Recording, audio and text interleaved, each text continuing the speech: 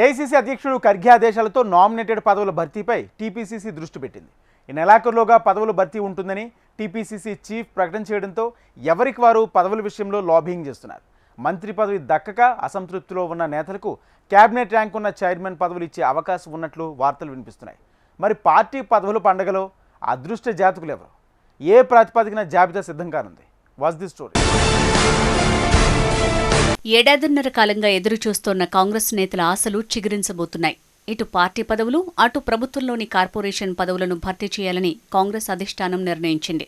సర్కార్ కొలువుదీరి 18 నెలలు గడుస్తున్న తరుణంలో ఇంకా ఏమాత్రం లేట్ చేయకుండా పార్టీ కోసం కష్టపడ్డ వారికి నామినేటెడ్ పోస్టుల విషయంలో అవకాశం కల్పించాలని ఆదేశాలిచ్చింది.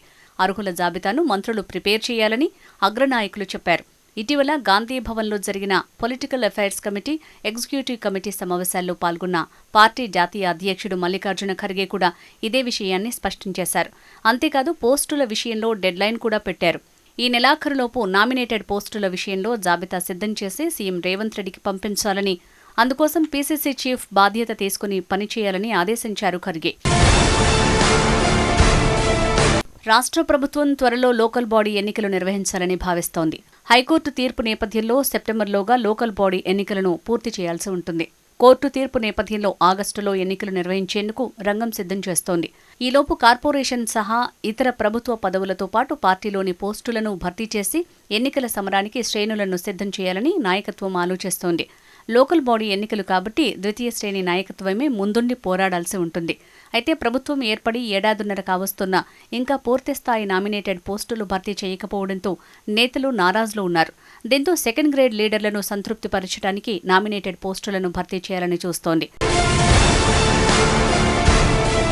ప్రభుత్వం ఏర్పడిన మొదట్లో 38 కార్పొరేషన్ చైర్మన్లను భర్తీ చేసిన సీఎం రేవంత్ మిగిలిన వాటిని కూడా భర్తీ చేయాలని చూస్తోంది. అలాగే మార్కెట్ కమిటీ డైరెక్టర్లు, దేవాలయ కమిటీలను భర్తీ చేయాలని చూస్తోంది. అన్ని కార్పొరేషన్ల చైర్మన్లు, కమిటీలు, డైరెక్టర్లు కలిపి దాదాపు 100 మంది నేతలను అకామిడేట్ చేయాలని చూస్తోంది.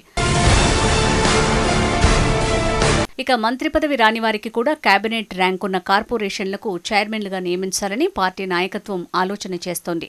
అందుకు అనుగుణంగా మల్లికార్జున ఖర్గే స్వయంగా మంత్రి పదవిపై ఆశలు పెట్టుకున్న 6 నేతలను పిలిచి అవకాశాలు లేవని స్పష్టం చేశారు.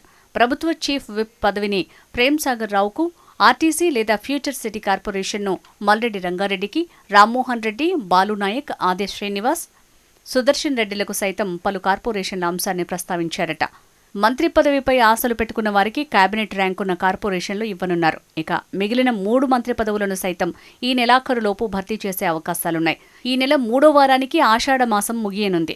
శ్రావణం వచ్చాక మంచి రోజు చూసుకుని కేబినెట్ విస్తరణ చేసి ఆగస్టులో లోకల్ బాడీ ఎన్నికల సమరానికి వెళ్లాలనే ఆలోచనలు అగ్రనాయకులు ఉన్నట్లు సమాచారం. మొత్తం మీద ఈ నెలాఖరులోపు కాంగ్రెస్ పార్టీలో పదవుల జోరు మొదలు కానుంది. పార్టీ జాతీయ అధ్యక్షుడు మల్లికార్జున ఖర్గే స్వయంగా ఆదేశించిన నేపథ్యంలో ఈ నెలాఖరులోపు నామినేటెడ్ పోస్టులతో పాటు పార్టీలో మిగిలిపోయిన వర్కింగ్ ప్రెసిడెంట్లు, ఇతరత్రా కమిటీలను సైతం ప్రకటించే అవకాశం ఉన్నట్లు గాంధీ భవన్లో ప్రచారం జరుగుతోంది.